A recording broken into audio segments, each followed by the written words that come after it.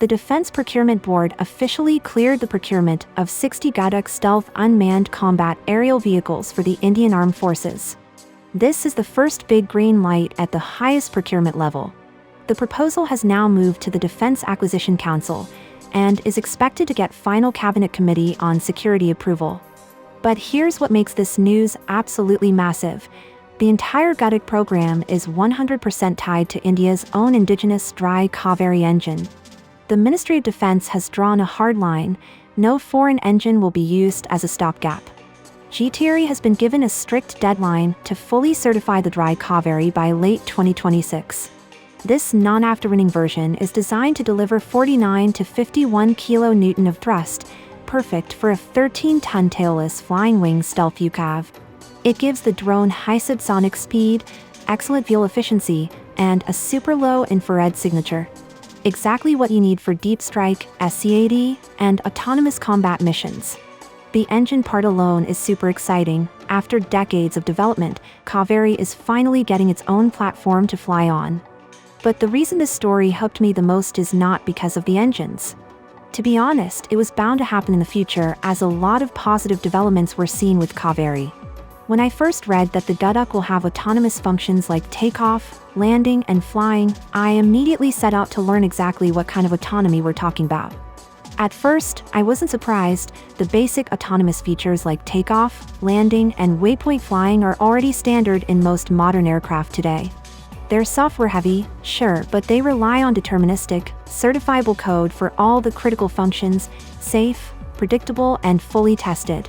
But then I thought, this is a military aircraft. It can become way more than that. See, there's a massive difference between what civilian and military aircraft are allowed to do. And with Ghatak, the potential is way broader. The UCAV is already in an advanced stage of development. This is exactly when a huge part of the software gets built and heavily refined. And the software I'm talking about? AI. The US has already demonstrated this in the ongoing war with Iran, using advanced AI. So, what type of AI are we talking about here? An LLM, to be precise. Now, I'm going to directly contradict myself. An LLM should not be used as the brain that takes over control of an aircraft, even briefly. Flight controls, missile release, and the mission computer, those have to stay rock solid and human approved. But here's the realistic approach that's already possible today, the same tech we are beginning to use in our day-to-day lives. Let's see. Imagine an LLM running in a completely separate environment, like a smart co-pilot that can only suggest, never command. In the Ghatak drone, the operator still keeps full hands-on control of flight, weapon systems, radar, and so on. But there's this second environment, where the LLM sits as a passenger. It can see the mission objectives, analyze live mission data, scan the electronic warfare situation, and give instant recommendations. And here's what makes it insanely powerful for India. The large language model is trained specifically on enemy territory. Think of it like this. The model knows everything about a specific terror hub, for example, Meerut K City in Pakistan. It knows all the terror sites, launch pads, how the groups move, the specific routes they take. Everything. In real time, it can feed precise, contextual information straight to the operator. An AI analyst like this could also help reduce collateral damage, things like automatically recognizing schools, hospitals, and religious sites, and flagging them so the operator never strikes by mistake. We don't want to repeat what the US did in the recent war with Iran, where innocent children were killed in strikes. The thing is, these models have incredible pattern recognition. For example, they can spot the difference between civilian movement and militant behavior, like a group moving in a way that doesn't match normal armed patrol patterns. They can even suggest safer attack windows. But, and this is super important, it can never verify civilians with 100% certainty in its current state. LLMs still have a tendency to hallucinate when fed heavy, complex tasks. So this should always be kept in mind. Therefore, it must never be trusted alone.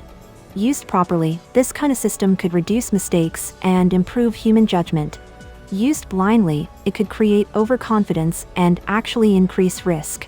But before we even talk about integrating a system like this on Ghatak, the big question is, can India even create these kind of systems? The answer is yes. India has already created 3 billion, a 30 billion, and a 100 billion parameter, and even larger configurations under the India AI mission. But deploying such models is another question. See, a 3 billion parameter LLM can be deployed with minimum power requirements. Even a consumer-grade PC can run them easily. But I'm talking about LLMs that have real potential, like 30 billion parameter models. In theory, tiny PCs like the NVIDIA Jetson can run highly quantized versions of a 30 billion model. But not more than that. And the trade-offs are massive. It will still be relatively slow, add latency, and generate more heat, which could make the UCAV lose its stealth feature. But putting even a 3B model on a Jetson-class device inside a UCAV like Ghatak would already be a big step. They draw less power and produce practically very little heat. Of course, they too have limitations, like struggling to reliably detect targets, analyze electronic warfare signals, or identify civilians versus combatants. So the winning approach is a middle ground, not too small, not too large. And since AI is getting better than ever before, it is a possibility that advanced countries are already exploring this idea. And that's exactly my reason for making this content.